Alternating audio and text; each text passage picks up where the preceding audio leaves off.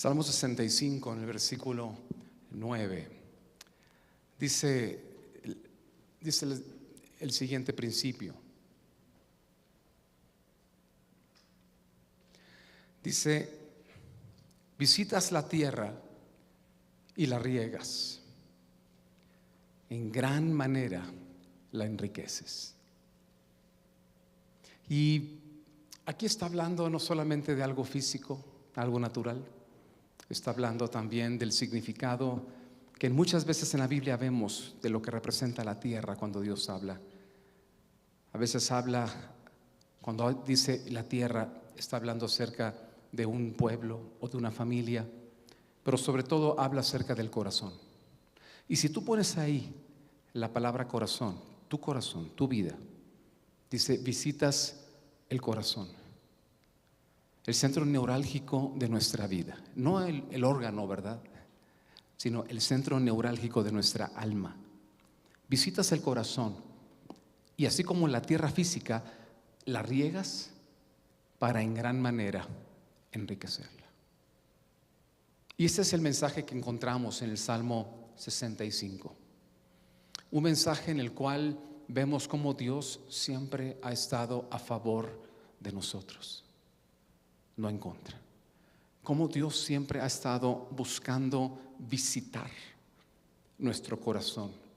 Como así también dice, visitar físicamente la tierra a través de la lluvia, a través de la riega, para que entonces sea en gran manera enriquecida. El ser humano ha cambiado la relación con Dios con una religión sin sentido, al menos sin sentido en el sentido afectivo. Acercarnos a Dios por miedo al castigo, en eso se basa prácticamente las religiones. O acercarnos a Dios, pero solo como un proveedor más para poder elevar lo que yo soy a mi manera. En cualquiera de las dos extremos, mal ubicamos lo que es una relación con Dios. Este pasaje nos habla que la esencia de la relación que Dios quiere tener con nosotros es poder tener encuentros contigo y conmigo. Y tienen una finalidad ese encuentro. Aquí lo dice. Si alguien piensa que el encuentro que quiere Dios tener contigo, pues es venir a ver qué le das, pues con razón, ¿verdad? Muchas veces le rehuimos. No me pidas tantas cosas porque igual y me dejas completamente seco. Pero este pasaje no nos dice que ese es el sentido de ese encuentro. Cuando tú tienes una visita en casa, es porque hay un interés de poder verte, de poder tener un encuentro contigo. Y tú respondes a ese interés de la visita, pues dándole un trato honroso.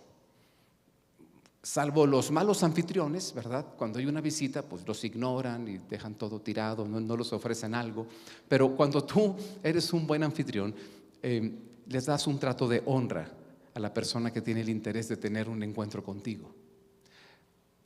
El objetivo de esa visita a veces varía mucho, pero en el caso de Dios, indefectiblemente es para que como fruto de esa visita tú seas en gran manera enriquecido. Tal vez eso explique por qué muchos de nosotros hasta corremos, ¿verdad?, sea el domingo o sea en otro momento, a tener un encuentro con el Señor y que visite nuestra vida, y que Él visite. No porque Dios no esté presente, Dios está en todas partes, pero cuando estamos hablando de visitación, estamos hablando de un encuentro muy personal, muy especial contigo.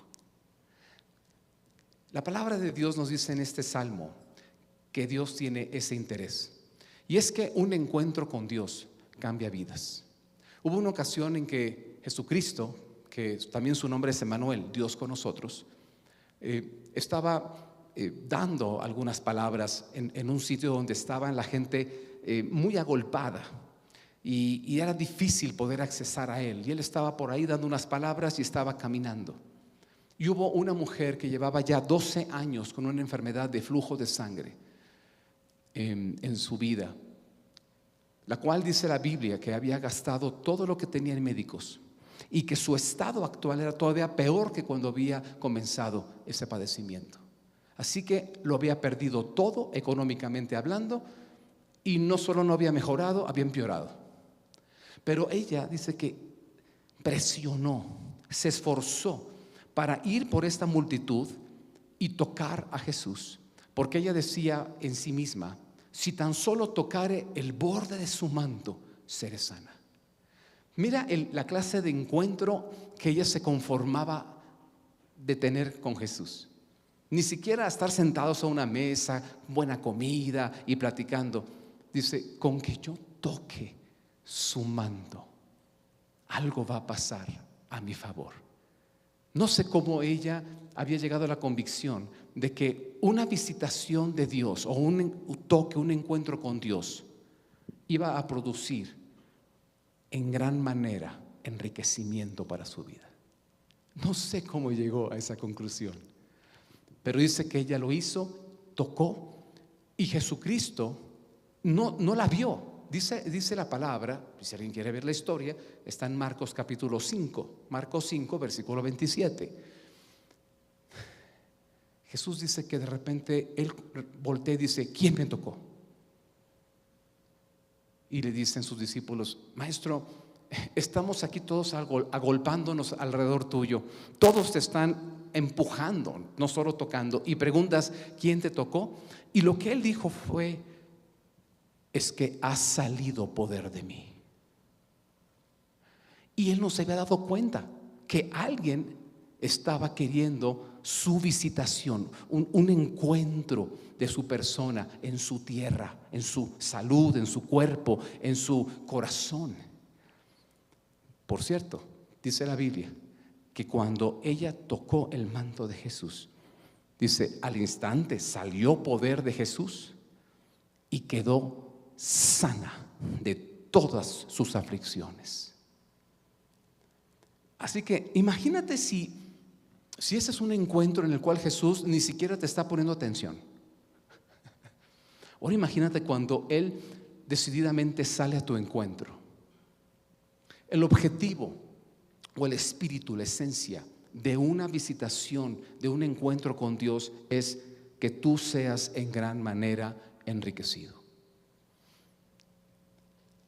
Yo quiero compartirles que hay dos tipos de visitaciones a las cuales nosotros el día de hoy podemos acceder, para que si a la mujer del flujo de sangre le vino la sanidad completa, y eso que llegó por la espalda, tocando aquí, ni siquiera la vio y quedó sana de todo.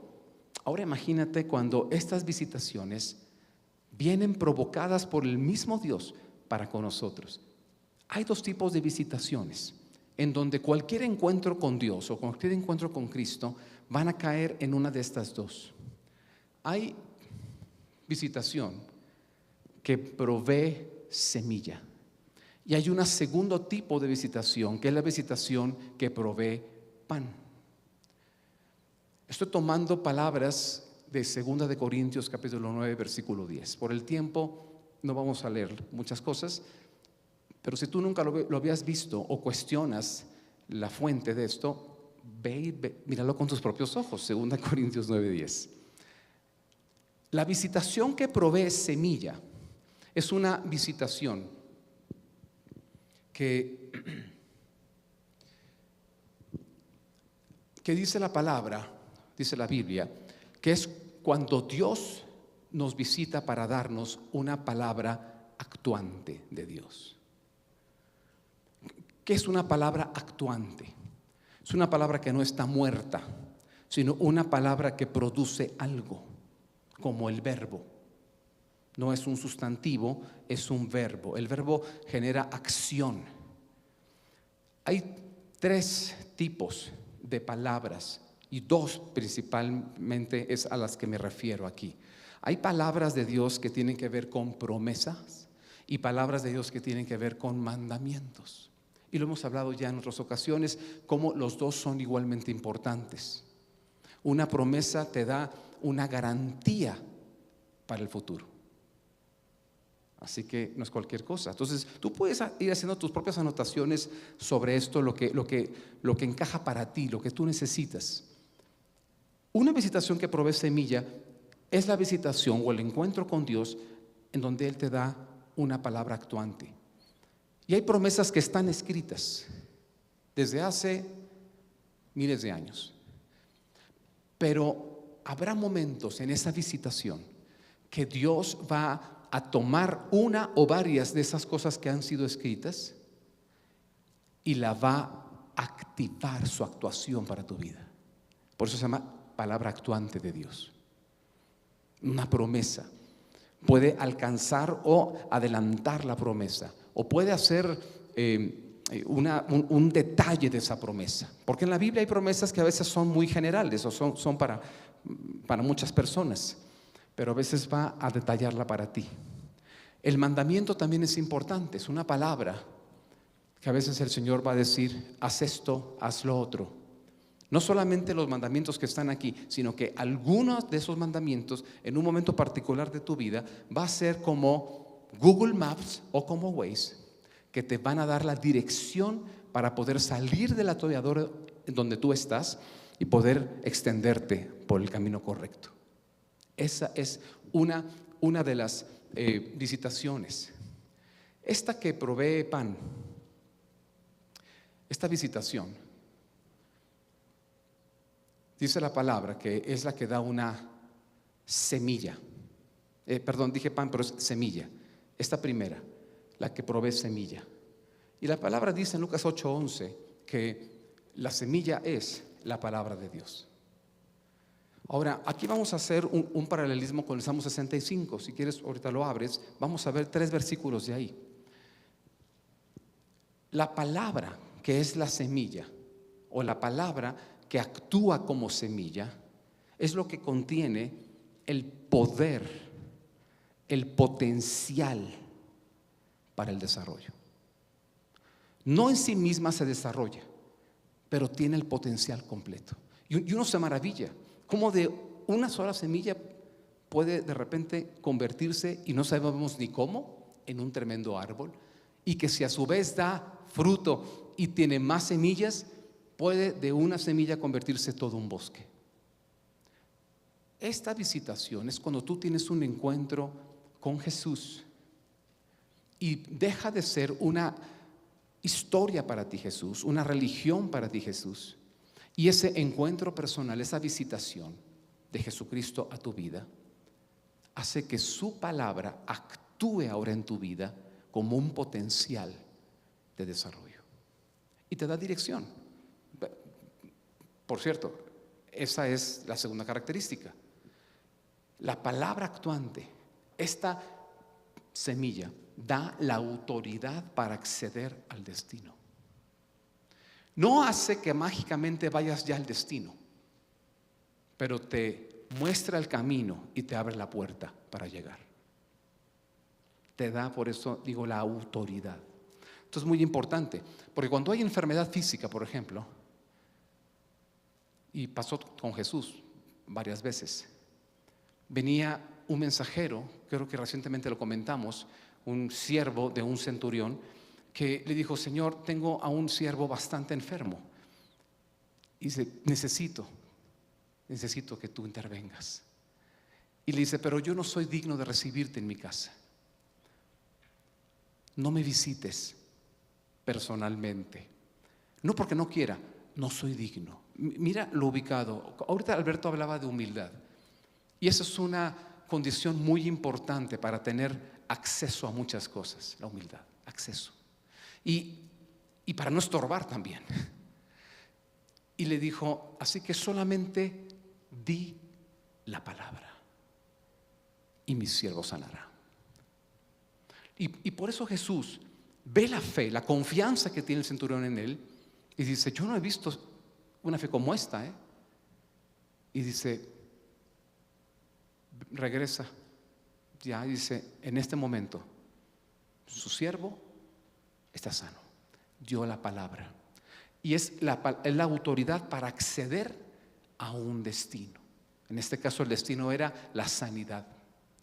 Pero todo esto surge de esa visitación. La otra, la visitación que provee pan. Y tú mira qué interesante las figuras. Semilla, la primera, Como he dicho, pues sí pudieras comerte la semilla, ¿no? A veces hay gente que come semillas, pero es más sabroso el pan. No, y de una semilla matarías el potencial. Si el potencial de la semilla solo lo usas para alimentarte de eso, no es una decisión muy inteligente, sobre todo si te dedicas a la agricultura. Voy a comerme todas las semillas. Bueno, pero si las siembras, vas a poder producir de manera que haya mucho pan, en este caso el ejemplo, una semilla de trigo.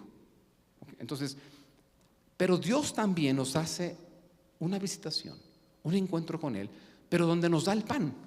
¿Qué representa este pan? El desarrollo en Dios. Por eso es que cuando tú recibes en ese encuentro con Cristo las semillas que dan la autoridad para acceder a destinos en Él. Ahora lo que necesitas es que esa semilla se desarrolle. Eso es lo que representa lo que es la visitación que provee pan, el desarrollo.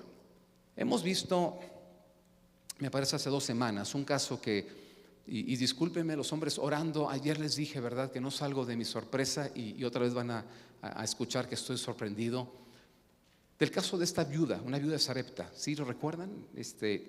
Un mensaje para mí muy, muy conmovedor. Está en Primera de Reyes, capítulo 17, 8 al 16, en donde hay una sequía. Y Dios, dice la Biblia tal cual, es el que produce esa sequía. Esto no es muy frecuente. En la naturaleza se rige a través de leyes naturales que Dios ha puesto. Pero hay ocasiones en que Dios quiere actuar por propósitos grandes y Él mismo interviene. En este caso intervino. Quiero decirlo así, porque no todas las sequías es porque Dios las envía, pero esta sí la envió Dios. Y Dios lo pone, es responsable, límites, es responsable, dice, sí, yo lo estoy provocando. Y entonces, a través de el hombre de Dios, el profeta Elías, pues da la palabra y se cierran los cielos. Y dice, y no va a llover hasta que sea por mi palabra, la autoridad. Mira cómo funciona. Elías está siendo sustentado sobrenaturalmente por Dios, pero se acaba ese sustento sobrenatural, de un arroyo, cuervos que le traen comida, pero termina. Y Dios le dice, Elías, no te preocupes, ya no tienes sustento de esta manera, pero yo he dado orden a una viuda para que te mantenga. Y bueno, aquí están algunos de los hombres orando, ¿verdad? Yo digo, pero ¿cómo es posible? Son esas cosas que para mí Dios hace y no tienen sentido. Dios tenía un cuidado especial, personal por el profeta y lo estaba manteniendo, pero le quita la manutención para que ahora la mantenga una viuda que cuando tú llegas a la historia y te das cuenta que Elías va a Sarepta y está en Sarepta de Sidón, dice que esta mujer solo le quedaba un puñado de harina y unas gotas de aceite y que iba con eso a hacer su último alimento para ella, para su hijo y dejarse morir. Yo veo eso y digo, y Dios mandó al profeta para que esta mujer le diera de comer indefinidamente, no la última cena. No tiene sentido, humanamente hablando, ¿verdad? No tiene sentido. ¿Y saben por qué me asombra tanto? Porque me pongo en el lugar de la viuda y digo, ay Señor, no me hagas esto. Porque humanamente es difícil. Ahora, cuando ves el final de la historia, ¿cuál fue el final de la historia? La viuda obedeció a la palabra. Y la obedeció de manera que cuando le hace ya con todo lo que tenía para dejarse morir, le hace, y no solamente era un pan o algo, este hombre pidió una torta y bueno, se mandó, o sea, yo digo, y a veces son circunstancias en la vida que dices tú, Señor, no te mandes, o sea, todavía estamos batallando en algo, en mi vida estoy batallando y me das un mandato, en este caso fue una palabra específica, pero en forma de mandamiento. Nos gustan más las promesas, pero los mandamientos para mí son más efectivos. Ya saben el ejemplo de Waze, ¿verdad?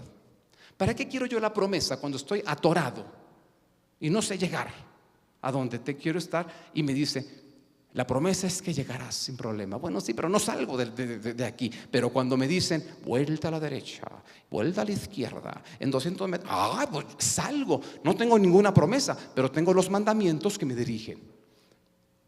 Yo no sé qué prefieras tú. Yo hubo muchos años en mi vida que prefería las promesas. Ahora, ¿qué creen que prefiero?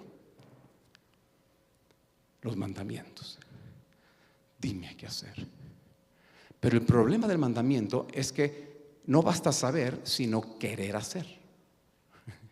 Y ahí es donde la viuda me impacta.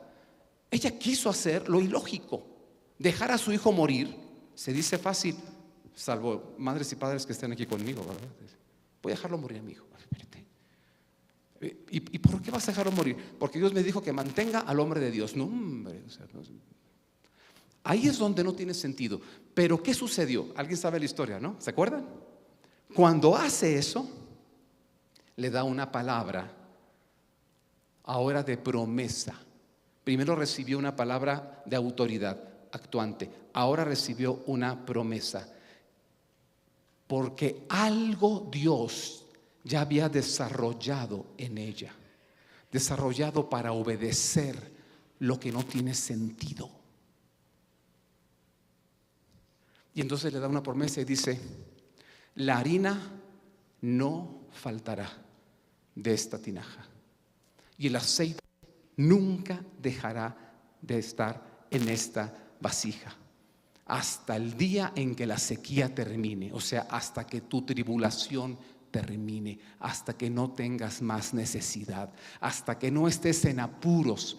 Así que esta mujer, por su desarrollo, algo desarrolló, y no sé si me estoy explicando. ¿Qué hubo en esta mujer para que, de una manera que yo no sé, la Biblia nos dice cómo escuchó de Dios la orden de dar de comer, ella decidiera obedecer? Obedecer lo que duele obedecer. Obedecer lo que desde mi óptica no tiene sentido. Yo lo puedo controlar, yo lo puedo resolver. ¿Por qué quieres que haga esto? Así que algo tuvo que haberse desarrollado en ella con la ayuda de Dios. Y aquí está la palabra en el versículo 8. Yo he dado orden a una mujer que te sustente, y la conclusión. Entonces ella fue e hizo como le dijo el profeta. Entre el versículo 8 que estamos aquí leyendo 9 y el 15, Dios hizo algo en ella. Y antes de esto, cuando llegó Elías a decirle: pues aquí estoy, tienes ahí algo de harina, algo debió haber sucedido entre cuando Dios le dio la orden de darle de comer a este hombre que no necesitaba que lo mantuvieran, y el momento en que le dijo: pues aquí estoy, una torta. Yo no sé qué hubiéramos hecho aquí la mayoría. Y mira lo que pasó. Y la harina de la tinaja no escaseó, ni el aceite de la vasija menguó, conforme a la palabra. Ahora fue la palabra de la promesa que el Señor había dicho por Elías. Así que cuando sembró todo lo que tenía, aunque era poquito, se abrió para ella una maquinita para ser enriquecida en gran manera. Yo no sé si aprovechó ese momento para salir de algunos problemas económicos. Hay sequía, fíjate lo que te digo. Y no importaba cuánto sacara de ahí para ella comer, sigue habiendo. Yo sí les digo lo que yo hubiera hecho, y aquí conozco a algunos que lo hubieran hecho también. Se traen a otros 15, 20 personas, las emplean, y de ahí vamos sacando toda la harina y todo el aceite y ponemos una panadería en Sarepta, y ahí está la panadería.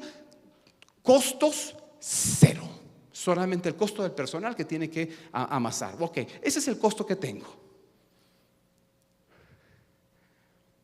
Wow.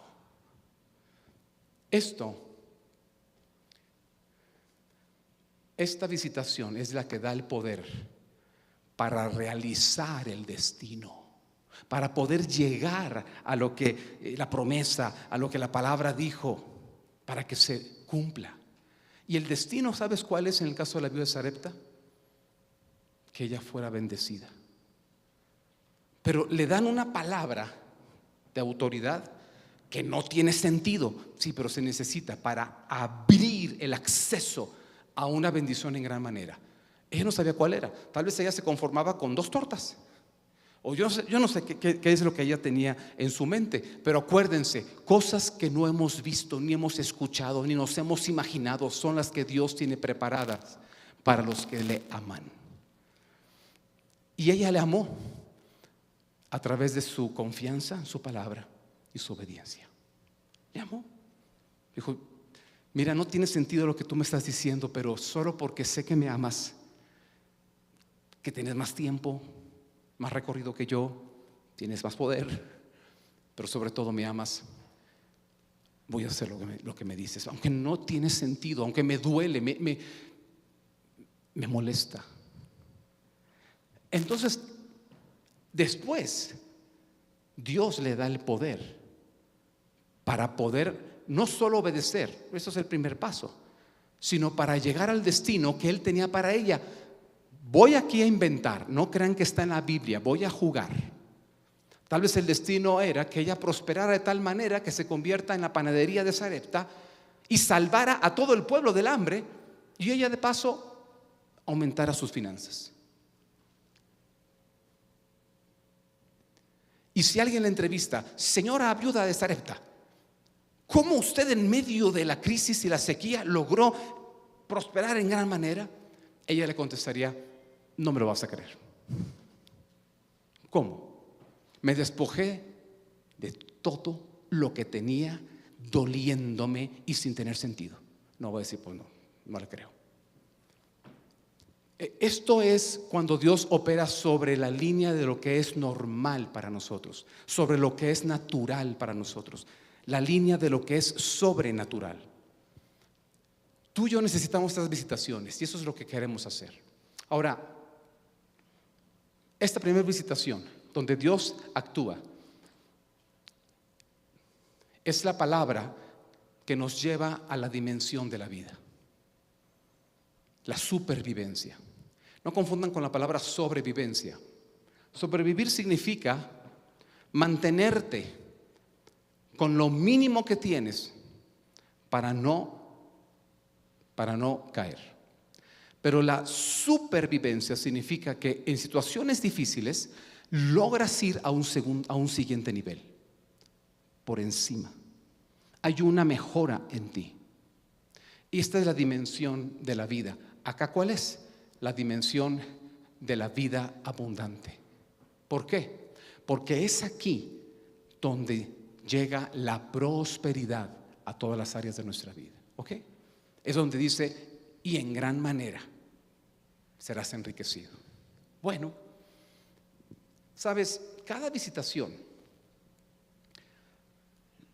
que tiene esta dimensión diferente es lo que Jesucristo dijo en Juan capítulo 10, versículo 10. Él para eso vino, para darnos vida, nuestra supervivencia, y para darnos vida en abundancia, nuestra prosperidad. Es consistente el Salmo 65 que estamos viendo con lo que Jesucristo vino a hacer. Para eso vino a visitarnos. ¿Ok? Necesitamos entender esto, amigos. Si recibo la semilla, y esta es la primera lección de 3, si recibo la semilla, mi vida será dirigida hacia el destino transformador de Dios. La semilla es ese encuentro con Dios donde Él te da una palabra actuante. Y si tú recibes eso como la viuda de Sarepta, entonces tu vida va a estar dirigida y encaminada hacia el destino transformador de Dios en muchas áreas de tu vida. En el caso de la mujer esta, ya lo expliqué cuál fue la transformación que hizo. De no tener nada a tener una maquinita para hacer tortas. Si no desarrollo la semilla, sobreviviré, pero no prosperaré. Yo puedo recibir de Dios muchas cosas en esa palabra, promesas, algunos mandamientos, pero si yo no desarrollo esa palabra, ¿cómo se desarrolla la palabra de una promesa? Conduciéndote de acuerdo a esa promesa. Aquí hay personas que han experimentado este desafío durante mucho tiempo, y familias, pero tienen firme la promesa. Y entonces, ¿cómo te conduces? Si Dios dijo, si la palabra es la promesa y ahí está la promesa, yo no voy a hacer cosas que van a matar o me van a alejar de la promesa. No te conduzcas así. Desarróllala conduciéndote en base a eso. Sabes, Elías recibió una promesa en este caso también, que le dijo: ya no te voy a sustentar a través de los cuervos y a través del arroyo. Se secó. Ve a la viuda, pídele y te va a mantener. Él se condujo de acuerdo a la promesa. Él en ese momento pudo haber sido como yo: no, esta mujer no va a querer darme, es viuda, en la sequía. No, ni para qué me molesto ir a Sidón y ahí estoy para andar pidiendo cosas que yo sé. A veces yo tiendo a ser así, mi esposa lo sabe. A ver, ni te molestes, esto no tiene sentido. Mira, digo, con 2 dedos de frente te digo, por ahí no es. O sea, no tiene sentido. ¿Para qué gasto recursos en eso? ¿No? A veces los hombres tendemos a ser así. Bueno, no sé si las mujeres también. Yo creo que todos somos seres humanos. Pero Elías se condujo de acuerdo a la promesa. Así que él fue al lugar donde menos quería ir, porque ni siquiera era su nación, y fue con la persona menos probable que lo ayudara, pero la promesa decía que a través de ella iba a haber sustento. Pues va y empezó a preguntar. Seguramente vio una mujer, yo no sé el método que habrá usado Elías, ¿verdad? Y llegó: señora, ¿usted es viuda? No. Ok, gracias. Señora, ¿usted es viuda? No, tampoco. Oye, la veo usted muy apagada. ¿Está viuda? Sí. ¿Y cómo ves si me da un vaso de agua? Y empezó a probar.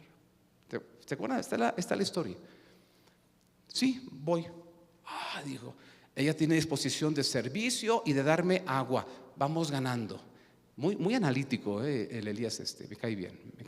Y dice: oye, no, espérate, no se vaya tanto. Tráigame una torta. Ahí se la lanzó. ¿Qué estaba haciendo Elías? Conduciéndose de acuerdo a la promesa. Pero si tú no desarrollas la semilla de la promesa, no vas a hacer nada de eso, porque vas a decir: qué papelón, qué ridículo soy. Porque hay cosas que a veces nos son molestamente ridículas por estarnos conduciendo de acuerdo a la promesa. Miren a Abraham y a Sara. La promesa era que iban a tener un hijo, y ya me imagino al señor de 110 años con la estéril de 75. Y ya me imagino, vieja, pues yo sé que estás cansada, pero vamos a acordarnos de nuestra luna de miel. ¿Por qué, viejo? Pues de algún lado tiene que salir el hijo que Dios prometió, ¿no?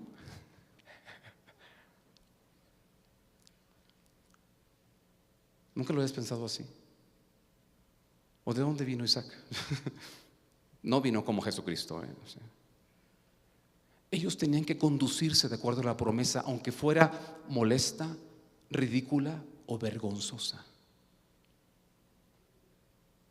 ¡Wow! Si no desarrollo la semilla, voy a sobrevivir a base de semillas y pepitas, pero te vas a perder la prosperidad. Y hoy en día hay muchas personas que han tomado la primera visitación, y esa primera visitación es un encuentro personal con Jesucristo, y su destino ha cambiado de muerte a vida, pero no desarrollan la semilla y van a vivir alimentándose de pepitas en lugar de tener la máquina de hacer tortas. ¿Qué es lo que está pasando con esta mujer? Mira, ¿qué es lo que dice la Biblia acerca de las 3 cosas que suceden? Yo quisiera que las tomaras para ponerlas en práctica. ¿Cómo es que Dios en gran manera puede enriquecer tu tierra? Visitándola es teniendo un encuentro personal contigo. ¿Cómo?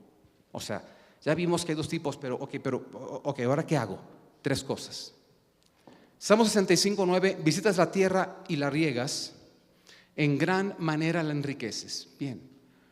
Primer punto: con el río de Dios lleno de aguas, preparas el grano de ellos cuando así la dispones.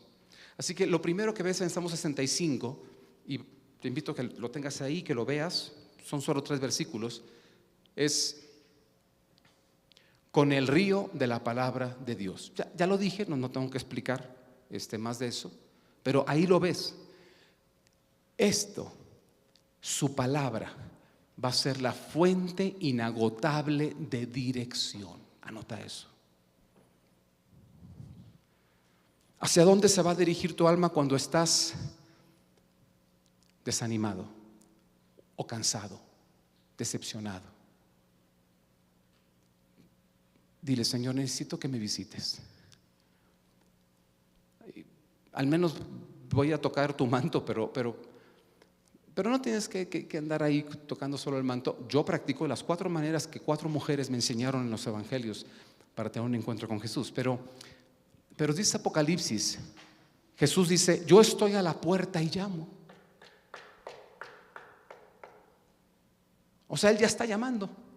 Si alguno oye mi voz y abre la puerta, me encanta, dice, pues voy a entrar y vamos a cenar rico. Bueno, qué lindos encuentros con el Señor. Y posiblemente, de acuerdo a tu estado de ánimo, te va a ser hasta difícil abrir la puerta. O sea, a veces uno está tan desanimado, tan cansado, tan frustrado de los fracasos, que ni siquiera sentimos el ánimo de tener ese encuentro. Pero cuando tú te das cuenta que Dios te va a enriquecer tu tierra, tu corazón, tu vida, todo lo que tú eres, tu vida, con el río de la palabra de Dios, es porque eso es una fuente inagotable de Dios. Ahora entiendes por qué Jesucristo en su tentación, esto no está aquí, pero cuando está en el desierto, Satanás lo está tentando y le dice: hay sequía, 40 días sin comer, en un desierto, debes tener hambre, ¿no? ¿Cómo ves? Si eres hijo de Dios, convierte la piedra en pan. Qué buena tentación. La hemos explicado y la seguiremos explicando aún. Pero lo que quiero aquí mencionar es que Jesús dijo: no, porque está escrito, va a la palabra que lo sustenta. Jesús decía: yo necesito ser en gran manera enriquecido. En medio de este desierto me han quitado el alimento. Yo me alimentaba y sabes, tal vez algunos de nosotros nos hemos alimentado mucho tiempo de nuestra posición social, y cuando la pierdes,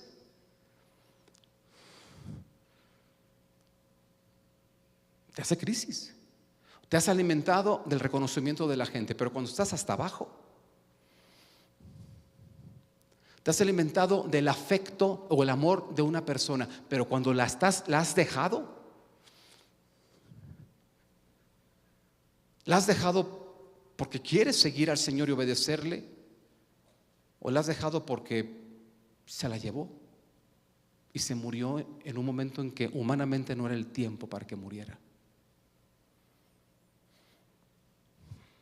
¿Lo ves? Jesús dijo: no solo de pan vive el hombre, sino de toda palabra, porque la palabra, sus promesas y sus mandamientos me van a dar la dirección. Van a abrir las puertas a mi destino correcto y me van a dar el rumbo.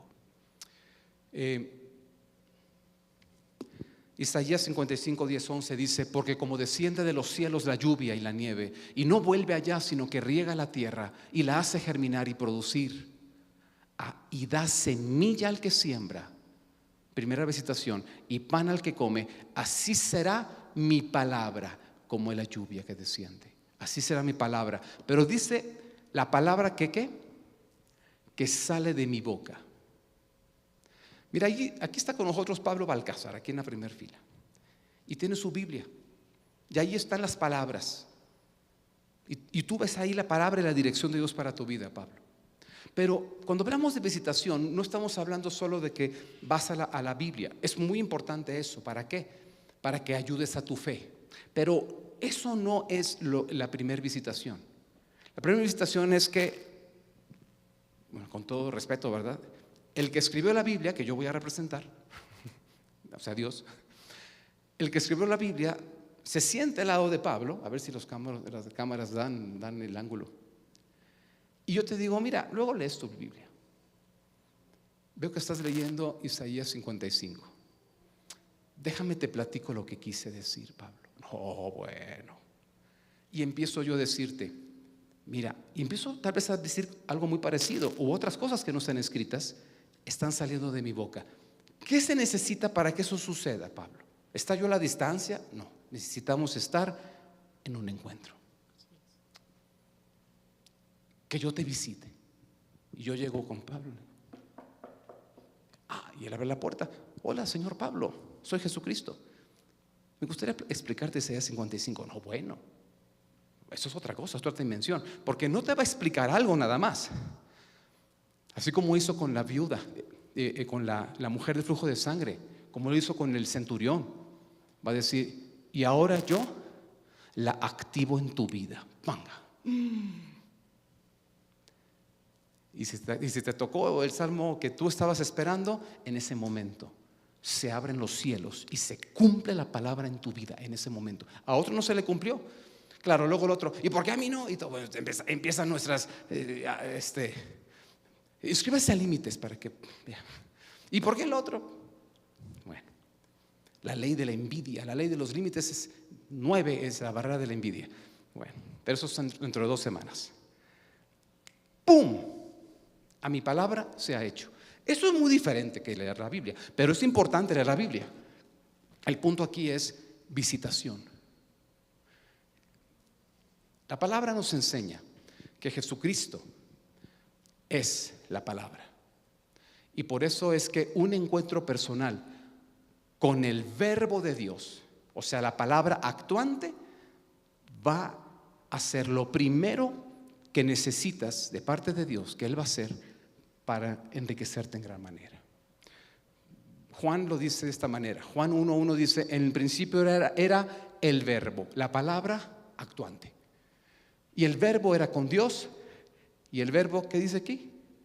Era Dios. Entonces, ¿quién será ese verbo? Versículo 14 dice, y aquel verbo fue hecho carne y habitó entre nosotros. Es Jesucristo. ¿Y a qué vino? En carne, para tener un encuentro cara a cara, para que lo tocaran, para que lo escucharan. Y ahí está el principio de nuestra autoridad. Muy bien. Lo que nos dice, hasta lo que hemos visto aquí, el primer punto es, en los planes de Dios no hay cabida para desviarse hacia el fracaso. Esa es la lección número 2 que estamos aprendiendo. Ahorita les voy a dar la 3, la final. ¿Cómo que en los planes de Dios no hay cabida? Él no deja un huequito para que decir, bueno, aquí puede haber fracaso. No. La palabra, el encuentro que tú tienes con Jesús, hace que cada encuentro haya una palabra actuante sobre tu vida, promesa o mandamiento, algo que en la Biblia se vuelve vivo para ti, en ese momento preciso para ti. Y como es preciso y perfecto, no es de que se equivoque el Señor, no es de que, bueno, ve con la viuda de Sarepta y así, pues a ver si esto funciona. No, ¿cómo que a ver si esto funciona? Por eso dice el Salmo 65 que estamos leyendo, en gran manera la enriqueces. Dice, haces, segundo punto, que se empapen sus surcos, haces descender sus canales, la ablandas con lluvias y bendices sus renuevos. ¿Qué es lo segundo que Dios hace para enriquecer en gran manera nuestra tierra, nuestro corazón, nuestra familia? ¿Cómo lo hace? Lo hace con el arado del ser humano. Los surcos no los hace Dios. Dios manda semilla. Y si manda, dices tú, no, yo fui y la compré, sí, ¿dónde vino la semilla? Nunca vas a poder saber dónde vino la semilla hasta que encuentres la primer semilla en la creación. O sea, las semillas no. La lluvia, ¿dónde viene? Todo es la parte de Dios. Ya vimos la primera. La lluvia, pero como palabra. Y va a estarte sustentando todo el tiempo. Pero lo segundo es hacer surcos. ¿Cómo Dios va a engrandecer mi vida a través de su manera, de su método? Si yo trabajo en mi corazón arándolo. Esto significa con un corazón preparado. ¿Okay? Esto no tiene que ser muy difícil en cuanto a entender, pero es muy difícil para hacer. Te voy a decir por qué. La palabra surco es una palabra que en el hebreo es peleg. Y a los que nos gusta, ¿verdad?, estudiar los detalles de la Biblia, la palabra peleg es la misma de uno de los patriarcas del Antiguo Testamento, el hijo de Eber. Cuando tú ves la genealogía de Adán y a través de la genealogía de la que Dios escogió para manifestarse al ser humano, tuvo muchísimos hijos, todos ellos, pero Dios escogió un linaje en particular a través del cual vendría Jesucristo. Ves que uno de estas personas se llamó Peleg. Peleg vivió en la época en la que se desarrolló un famoso edificio llamado la Torre de Babel. Peleg nació en ese tiempo. Nació, no sé si en ese momento que la estaban construyendo o muy cercano a esto. Así que su padre, llamado Eber, y por el padre que se llama Eber, la lengua que hablaban se llamaba hebreo. Eber vivió cuando la Torre de Babel. ¿Alguien sabe qué fue lo que sucedió? ¿Cómo se acabó la Torre de Babel? Usted sabe. Que ellos querían hacerse un nombre en el lugar de Dios, construir una torre que tocara incluso el ámbito de Dios con su propio esfuerzo. Y Dios lo que hizo es que Él hizo una visitación, pero una visitación de juicio. No son las dos que estoy aquí hablando. Y entonces confundió las lenguas de todos. Ahora, la descendencia de Eber siguió hablando hebreo, pero todos los demás surgió el latín, el no sé qué, el chino mandarín, el chino, el cantonés, chino, todo surgió ahí. Y entonces ya nadie se entendía y no podían continuar haciendo la torre. No había un diccionario, un traductor, o sea, era el primer momento en el que todas las lenguas aparecieron. Entonces ya no pudieron trabajar y desistieron la obra y ahí se quedó arruinada, ¿no? Y se deshizo la Torre de Babel. Eber tuvo un hijo y le llamó Peleg, porque Peleg significa separar. Y si tú ves cuando nació Peleg, cuando Eber lo tuvo, eso es para los maestros que les gusta, Génesis capítulo 10, versículo 25. Cuando tienen a Peleg, dice, le voy a poner a mi hijo Peleg. Seguramente la esposa dice, oye, Ebercito, qué nombre tan feo estás escogiendo para nuestro hijo, ¿verdad? Peleg. Suena mejor Giovanni, ¿no? O sea, Peleg. Dice, calla, mujer, estoy profetizando. Bueno, ¿qué está profetizando, señor Eber? Dice, porque Dios repartió o repartirá, separando a las naciones. De la Torre de Babel se separaron las naciones. De ahí salieron los fenicios, los chinos, los esto, lo otro. Entonces, profetizando lo que iba a suceder o por lo que había sucedido, Eber le pone a su hijo Peleg. Es la misma palabra que significa surco. ¿Por qué es importante esto? Porque lo segundo que Dios usa y hace para enriquecernos en gran manera es que nosotros hagamos surcos. ¿Y el surco en dónde se hace? En la tierra. ¿Qué es lo que Dios quiere enriquecer? ¿Qué es lo que tú quieres que Dios enriquezca? Tu tierra. Así que si tu tierra es tu corazón, si tu tierra son tus finanzas, si tu tierra, tú pon lo que quieras que sea tu tierra. Este mensaje aplica para todo eso. Es tu vida entera, tu tierra. Tienes que hacer surcos, separación. Porque en el surco que se separa se deposita la semilla. Y en el proceso de estar haciendo el surco se va abriendo la tierra para que respire. Es lo que van a necesitar las semillas. Y vas a estar separando lo que ahogará la semilla de lo que la va a nutrir. No basta que digas, Señor, en gran manera me vas a enriquecer. Ya paremos aquí, vamos a orar porque yo quiero esa visitación. Sí, pero tengo que decirte las letras chiquitas porque luego vas a decir, eso no funcionó. Si no funcionó, si no estás dispuesto a hacer surcos en tu corazón. ¿Qué es esto? Dos cosas. Primero, es abrir el corazón para que recibas y respires la palabra. Así de sencillo. Y segundo, es despojarnos de los competidores de la semilla, que están compitiendo por dos cosas. Esta es la buena: por nuestras necesidades y nuestros afectos. Si de algo te vas a quedar, que sea esto, por favor, de esta conferencia bíblica. Hay una parábola donde dicen que una persona malvada, en un plantío de trigo, también sembró cizaña. Yo por mucho tiempo dije, bueno, ¿cuál es el problema? Que crezcan las dos. Aquí hay gente que sabe muchísimo más que yo de esto que yo, pero en general el punto es que cuando la cizaña va creciendo juntamente con el trigo, le roba los nutrientes al trigo. Ocupa el lugar que la semilla buena debería de tener. La estorba de dos maneras: le roba los nutrientes y la deja desnutrida.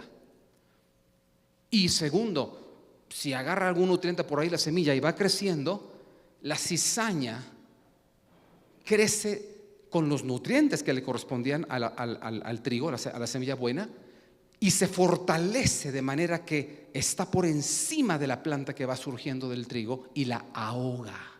Se vuelve mala hierba, se vuelve un obstáculo para el desarrollo correcto, crece distorsionado el trigo. Por cierto, ¿saben una característica de la cizaña?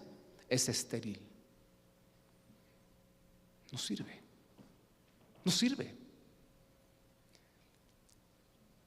Hay cosas en nuestro corazón, amigos. Por eso digo, si algo te vas a quedar, quédate con esto: que están compitiendo por los recursos de la semilla de la palabra de Dios en tu vida. Y esas dos cosas, eso que están compitiendo para tener el lugar en tus afectos y en tus necesidades. Por eso Jesús rechazó convertir piedras en pan, porque detrás de eso estaba todo esto que estoy explicando.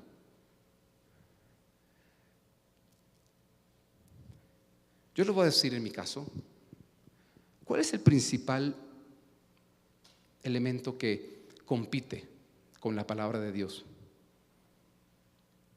Mi autosuficiencia.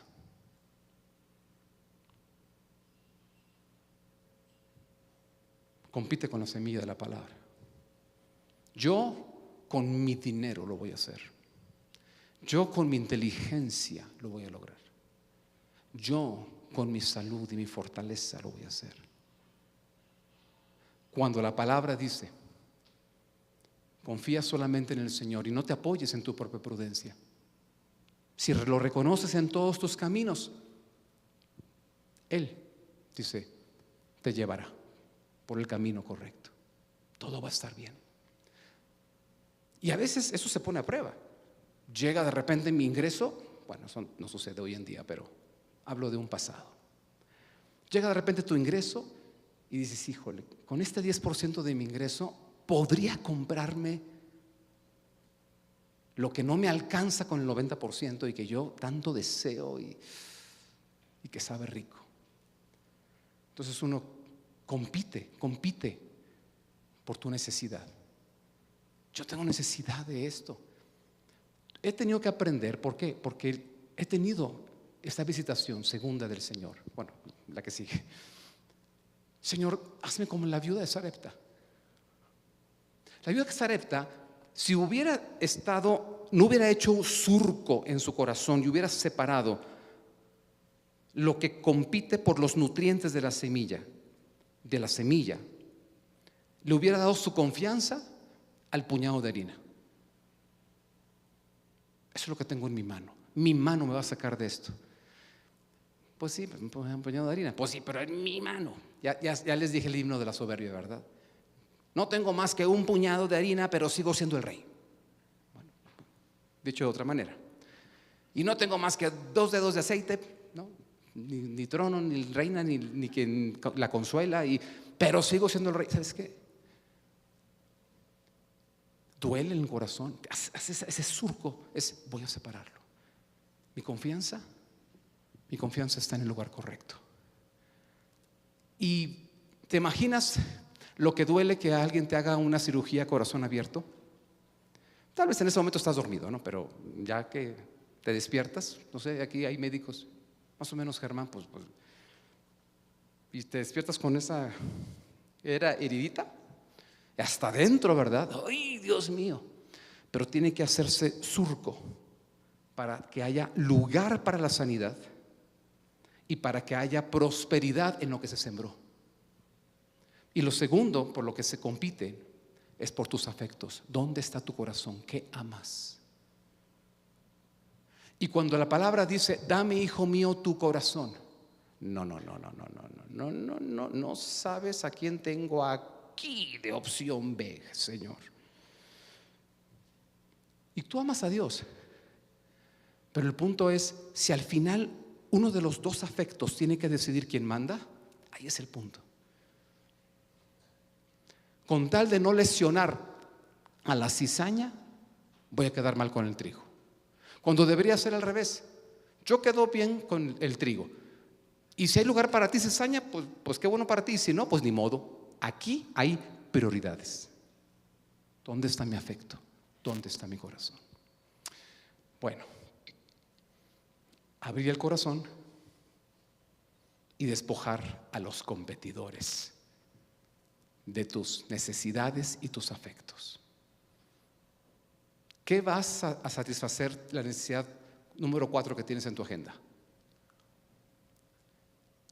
Si es lo que dirige la palabra de Dios, lo que indica, porque a veces a mí me lo han dicho cuando era chiquito, que sea la palabra de Dios, y yo pues dije, bueno, pues voy a leer una hora al día la Biblia a ver si se me quita el hambre, ¿no? No significa eso. ¿Qué es lo que va a satisfacer tu necesidad número 4? ¿La manera del mundo y que sabe rico? ¿O la dirección de la fuente que te va a sustentar? Lucas 18 dice que entonces Pedro dijo, he aquí nosotros hemos dejado nuestras posesiones y te hemos seguido. Y lo que voy a leer, tal vez más de uno necesitaría subrayarlo en su Biblia. Es tan difícil hacer surco y despojar a los competidores de nuestras necesidades que son satisfactores, pero satisfactores no a la manera de Dios, no con la dirección de la palabra, y que compiten por nuestros afectos, que son amores que no surgen del deseo del corazón de Dios. Es tan difícil que Jesucristo se aventó una bomba, y yo la tengo, bueno, no la tengo enmarcada en mi casa, pero casi. Ahí está la bomba, un regalo para el camino. Jesús les dijo, de cierto os digo que no hay nadie que haya dejado casa, padres, hermanos, alguna mujer, hijos, por el reino de Dios, que no haya de recibir mucho más en este tiempo y en el siglo venidero la vida eterna. Ahí está la promesa. ¿Serías capaz de confiar en ella? Así que, lección número 3 y final. Lo que entreguemos a Dios como una pequeña semilla, aquí, nos será devuelto, mejorado y aumentado. Ten confianza y ten paciencia. Dios te va a enriquecer en gran manera. No lo eches a perder. Esa es la última lección. Pero quedaba un tercer paso, dije. ¿Cómo Dios enriquece en gran manera mi tierra? El mismo Salmo 65 que leímos hace un momento tiene otra parte, no sé si se acuerdan. Es, haces descender sus canales. Primero es, haces que se empapen sus surcos. Los surcos hay que hacer. Pero ahora habla de empapar, de otra vez va a llover. descender canales, esta lluvia ablanda y bendice los renuevos. Okay. ¿Cómo Dios entonces lo hace? Tercera cosa, me regreso. Con la lluvia postrera o posterior del Espíritu Santo. Esta es la fuente de avivamiento. Aquí está muy clarito, ¿verdad? Muy gris, pero una fuente inagotable de dirección. La palabra actuante de Dios, pero no hay palabra actuante, yo platicando con Pablo, si no estamos en una relación, en un encuentro. Con un corazón preparado, porque si no, todo lo que se siembra en un corazón que no está preparado se echa a perder. Y lo tercero, Dios se va a enriquecer dándote una fuente de avivamiento. Es vida constante. Muy bien. Zacarías 10:1 dice: pide al Señor lluvia, pero ahora habla de la estación tardía. Todos aquí en la agricultura saben, hay dos grandes momentos o dos estaciones de lluvias. La primera es una lluvia que necesita la semilla para activarse. No puede ser mucha porque se ahoga. Pero después de un tiempo viene otro momento de lluvias que son más copiosas. Y ya no hay una semilla, ya hay unas plantitas más desarrolladas. O tal vez ya llegó el tiempo, después de varios ciclos, que ya está muy grandecita esa planta y ya puede dar fruto. Esa lluvia, pero así abundante, hace que ¡pum! Empieza a haber renuevos. Y eso es lo que sucede en la primavera. Dice: pide eso al Señor. El Señor hará relámpagos y os dará lluvia abundante y hierba verde en el campo de cada uno. ¿Okay? ¿Esto qué es? Esta es una segunda visitación. La primera visitación es una visitación en la que Jesucristo viene y toca, y tú tienes la opción de recibir a Jesús como el Salvador que recupera la dirección perdida que tenías y va a recuperar en tu vida la dirección correcta, pero también va a ser el Señor de tu vida. Y automáticamente la dirección correcta que te va a dar cuando lo recibes como Salvador y Señor es la vida eterna. Así que cuando todas estas desgracias pasen, nos vemos no en el cielo, porque va a ser muy poquito tiempo, sino en esta tierra restaurada. Y entonces sí, todo va a funcionar como debía funcionar. Ver a todos los amigos del camino, ¿verdad? Si no, qué pena. Decir: Señor, ¿y por qué perdiste a este? Pues no sé si por algo me faltó a mí o por cabezones, pero bueno, yo no sé. No quiero verme en esta disyuntiva. Así que todos, por favor, ahorita vamos a orar. Pero viene la segunda lluvia, el segundo encuentro. Y esto es que cuando Jesucristo resucitó y pasaron unos días, antes de irse, les dijo: ahora yo ya me voy, pero les dejo una buena noticia. ¿Están tristes porque me voy? Claro. Había necesidad y yo hacía comer a 5,000 personas, ¿verdad? Estaba alguien con flujo de sangre, salaba.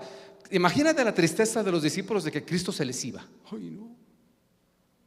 Dice: pero no se preocupen, les voy a mandar, así como yo he sido su ayudador o su consolador, les voy a mandar otro.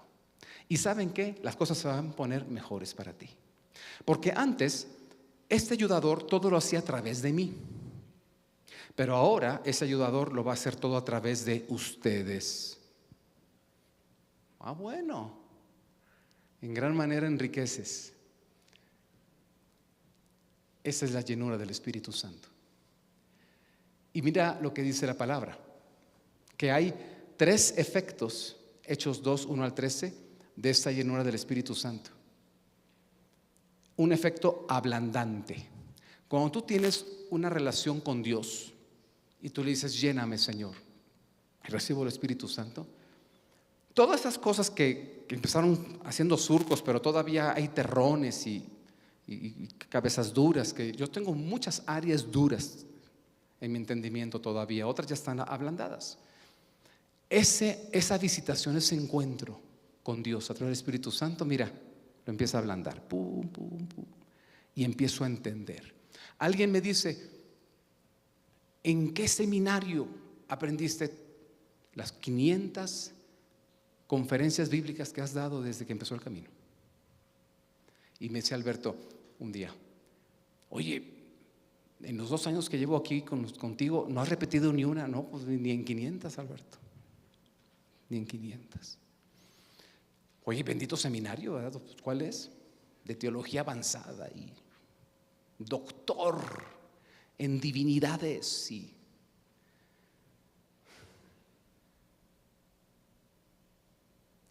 la respuesta es: te sientas a platicar con el que escribió la Biblia. Claro, pero cuando uno dice: ven, vamos a tener un encuentro con él. Encuentro, por cierto, empecé de 395. Pues no hay esta cantidad de gente, ¿verdad? Está bien. Me gozo de que hay supervivencia, pero Dios nos llama a prosperar. Dios nos llama a prosperar, no a sobrevivir. Aunque te vas al cielo, te vas a ir al cielo, pero y un primer efecto es ablandante. Así que me hace ser menos cabeza dura y corazón duro, y comienzo a amar más a Jesús y comienzo a conocer más a Jesús. Hay un efecto fructificante. Empieza a ver cualidades que antes se me hacían difíciles que hubiera en mi vida y ahora se me hacen menos difíciles, como ser paciente, estar gozoso en medio de dificultades, ser paciente, tener templanza, dominio propio, ser fiel, ser leal. ¿A alguien se le dificulta ser leal?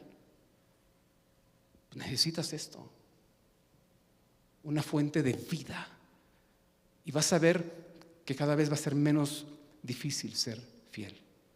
Y así cada cosa. Y la última es un efecto regocijante. Luego se las voy a explicar. Pero vas a estar contento, vas a estar alegre. Así que ese es mi último pasaje. Lorena, ¿nos ayudas? Juan capítulo 16, 7 dice Jesús: pero yo os digo la verdad, les conviene que yo me vaya, porque si no me fuera, el Consolador, que en este caso se llama Espíritu Santo, el primer Consolador o ayudador fue Jesucristo. El segundo Consolador es el Espíritu Santo. Cristo viene, pero como se va, entonces viene el Espíritu Santo, pero ya no como Jesús en un cuerpo, sino es Espíritu, y puede estar en todos aquellos que le reciben. Dice: si yo no me fuera, Él no vendrá a ustedes, mas si me fuere, os lo enviaré. ¿Ok? Y alguien diría ahí: ¿y so what? Bueno, te voy a explicar so what. De cierto os digo, el que en mí cree, las obras que yo hago, Él las hará también, y aún mayores hará, porque yo me voy. Y me voy y les envío al Espíritu Santo. Y es por el poder del Espíritu Santo, que es Dios en ti, que Jesús dice: vas a hacer lo que yo hacía. Corrijo, cosas mayores. Hombres orando, si yo no entendía el dilema de la viuda de Sarepta, menos entiendo esto. Yo voy a hacer cosas mayores. Yo sé, un Hugo Chapa cualquiera estaría preguntando ahorita: ¿y por qué no las has hecho? Bueno, yo soy durísimo. Bueno, te voy a dar mi respuesta. Ha habido muchas cosas que Dios ha manifestado entre nosotros. Dirección, palabra tremenda. Honro a la señora Margarita, que es tan sensible para escuchar esas palabras que me dan dirección. A Blanca, no se diga mi esposa Lorena. Honro a las personas que interceden, y a través de su oración las puertas se abren en mi vida y en las de otros. Honro a la gente que Dios usa para recordarte una promesa o revelarte la promesa que habías olvidado o requieres en ese momento, o el testimonio puesto en acciones que no sabes para quién, que no cree el matrimonio. Después de ver a los Landi, Dios está haciendo algo en su vida y va a decir: yo no puedo vivir en unión libre, tengo que ir a casarme. O sea, no sabemos Dios cómo está obrando. Honro todo eso. Dios sí se ha movido. Y tengo una lista larguecita de milagros que han ocurrido en la familia Chapa y Peña, pero no al grado de ser mayor que lo que Jesucristo hizo. Te voy a decir por qué. Una visitación, la segunda visitación y lo que está en medio, porque no hay suficientes surcos en mi vida.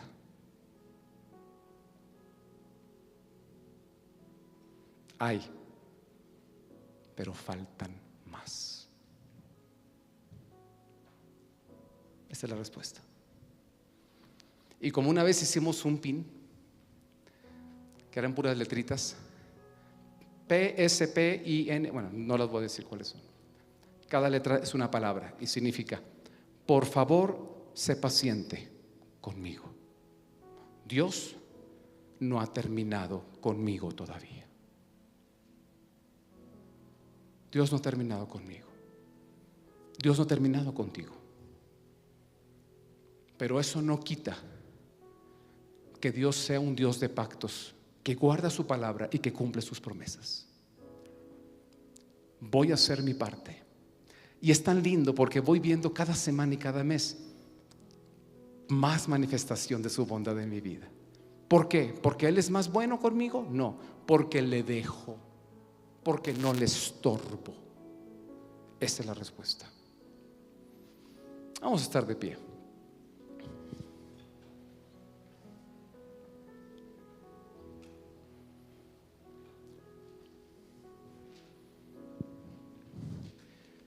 Así que yo quiero orar y que puedas cerrar tus ojos. Y la primera oración yo la quiero dirigir de acuerdo a un pasaje que está en Hechos 19, y la segunda también. Si quieres ver la palabra, si no, escúchala. Aquí está proyectada, yo la voy a decir. Aconteció en el tiempo de los apóstoles que entre que Apolos estaba en Corinto, el apóstol Pablo, después de recorrer las regiones superiores, vino a Éfeso y hallando a ciertos discípulos les preguntó: ¿recibisteis el Espíritu Santo cuando creísteis?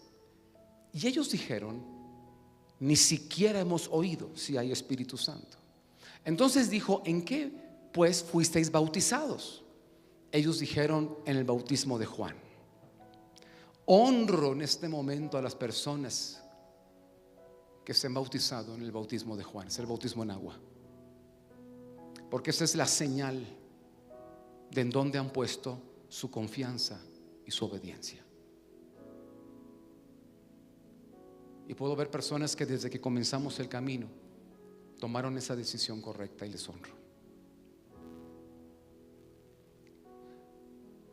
Pero mira lo que dice también después. Primero pregunta: ¿fuiste bautizado? O sea, ¿has tomado la convicción en tu corazón de quién es Jesús? De que Él vino a morir por tus pecados y que tú reconoces que necesitas su salvación para que tengas el regalo de tener la dirección correcta en tu vida, que es vida eterna. Y aquí ellos dijeron sí. Otros posiblemente no. Entonces la narración termina así, en el versículo 4. Dijo Pablo: Juan bautizó con bautismo de arrepentimiento, diciendo al pueblo que creyese en aquel que vendría después de él, esto es, en Jesús el Cristo. Cuando oyeron esto, fueron bautizados en el nombre del Señor Jesús. Yo no sé si ahí había algún lugar con agua, pero ahí se sumergieron y ellos creyeron. Y dice: y habiéndoles impuesto Pablo las manos, vino sobre ellos ahora la segunda visitación, el Espíritu Santo, y hablaban en lenguas y profetizaban. Así que vamos a hacer dos oraciones. Y para la primera, ahí en tu lugar, puedes decirle algo así: Señor Jesús, yo vengo a un encuentro contigo. Gracias por venir a mí. Gracias por ser Dios presente en mi vida, tocando la puerta de mi corazón. yo en esta hora te abro la puerta de mi vida y reconozco que tú eres el que murió por mí en la cruz, por amor, para rescatar lo que yo he perdido. Y yo había perdido una relación eterna con Dios. Perdona mis pecados, todas aquellas cosas que te hicieron a ti ir a la cruz, que es mi pecado. Yo me arrepiento de él y de una manera simbólica lo llevo a la misma cruz de hace 2000 años para que ahí sea clavado contigo.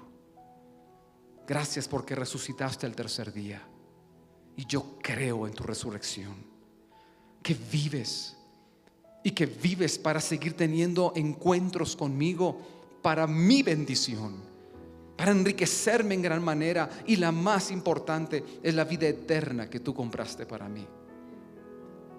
Señor Jesús, no solamente para vida eterna, sino que también yo te recibo para que sanes, salves lo que tú sabes que está dolido en mi vida, para que también rescates lo que siento que he perdido o que estoy pronto a perder.